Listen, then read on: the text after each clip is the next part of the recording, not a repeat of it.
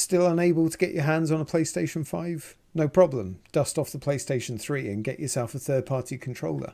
Let's take a look.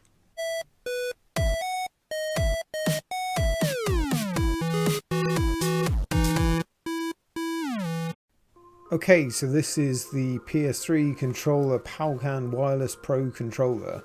So it's intended for the PlayStation 3. That will work wirelessly with the console. You can also use it with a USB wired connection. It comes with a USB mini cable that you can use with your Windows PC running Windows 7 through to 10. Apologies as I had to fake the unboxing for a second time here a little bit. It did come wrapped in some bubble wrap, and you get what you see here in the box. So you get the USB mini cable as mentioned, so that's used for charging or for connecting to a PC if you're going to use it that way. You get some instructions that nobody's going to look at, and you get of course the controller itself. So we'll take a look at that in this video. I'm also going to compare it alongside an official Sony PlayStation 3 controller and show you just how similar they are.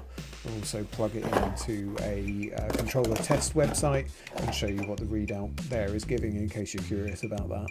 So the controller looks and feels pretty good, you know, very similar to the official controller. It's a bit weird getting one of these after so many years. Almost think that this feels a bit better than my official controller, but that's probably just due to the use that it's had. You can see it's, you know, fairly solid, put together nicely. It's got the lights on the back as you'd expect to see.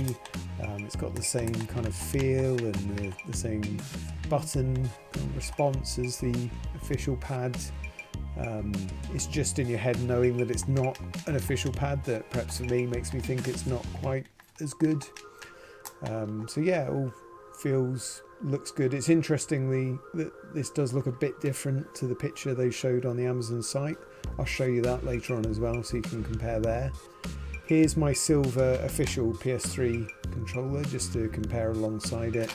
You can see just how similar the mouldings are, how they've just basically copied the design. Size is near identical as far as I can tell, and the same layout, just obviously slightly different branding on the official controller. This does have the vibration as well. It does seem fairly strong, so hard to separate them there. Very slightly different layout on the screws perhaps, but again, you know, very similar. It's hard to judge obviously because it's an older pad. As I say, I think if anything, certainly on the analog sticks, the new pad is feeling a bit tighter, more responsive as you probably expect. Probably a similar story on the buttons, but that's not to say my official pad feels bad. On the scales, so weighing in at about 173 grams for the third-party controller, and then if I compare that to the official one is coming in, you know, about 8 grams heavier, so not, you know, too much in it, but there's obviously something giving a slight extra weight to the official controller, which is quite nice. I've now plugged the third-party controller into Gamepad-tester.com. You can see what it reads out as here. All the buttons are responding as you'd expect them to, so it is, you know, seeing input from them all.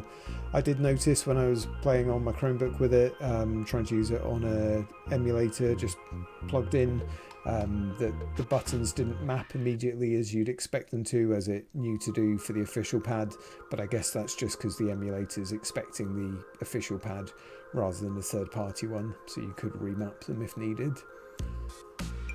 But yeah, as you can see, you know, it was picking up response for all of the controls here. Not sure if this gives away much else of interest to anyone, but you know, here it is. You can go along and take any gamepad, plug it into your Chromebook, PC, Apple, whatever, and get to this website and just see what it actually reads as and what kind of responses you get, especially if you think you've got a particular button that isn't working or working as it should be.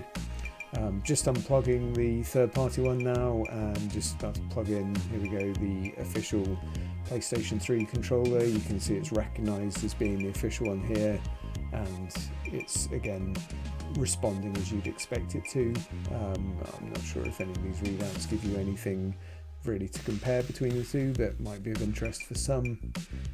Again, just a handy website to go to if you do have a gamepad that's, you know, perhaps playing up, or if you think the gamepad is faulty because it's not responding in the way you'd expect it to within a game. You can plug it in here and see if you're actually getting input from the buttons and controls on it. Okay, so it's just interesting to see, looking at the actual Amazon page that I ordered the Powcan controller from. As you can see here, the actual controller design here looks slightly different. If I just pull up again the picture of the one that I've received, probably to avoid, you know, being accused too closely of copying the official design. Obviously the one I've received, you can see here, does actually have the standard shapes on the keys, whereas this one does not. Also the central PlayStation button here is circular like you would find on the official pads, and here is an oval shape, and again the D-pad just represents a closer copy of, you know, what you see on the official pad compared to the one here. Interestingly, there are some other very similar pads that I expect will come out of the same factory. This one looks a bit closer to the one that I've received. Similar for this one as well, and also this final one again looks fairly similar, so I do wonder what you may get if you actually ordered these other pads as well, or whether you receive the same thing. I think in general, if you're after one, you know, take a look at the reviews. I think all of these are fairly decent, and look at which one offers the best value for money. Look out for these vouchers, etc., that you can apply. And you know, it's only I'd say a small risk to take if you are looking to replace your PlayStation pad, or if you're looking for a PC pad that you can plug in and play via a USB cable. With regards to gaming on the PS3 with this pad, I've been pleasantly surprised for the £11 cost. I think the only criticism I would have is that the analog sticks could be slightly closer in feel and response to the original pad, but again, for £11 here, I think I've been quite pleased with what this pad delivers. So that wraps up this video. I hope it's been of use. If you have any questions about the pad or alternatives, please drop them in the comments below. If the video has been useful, please don't forget to give a thumbs up, and if you check out the other content on the channel and like it, please do give a subscribe. Cheers guys.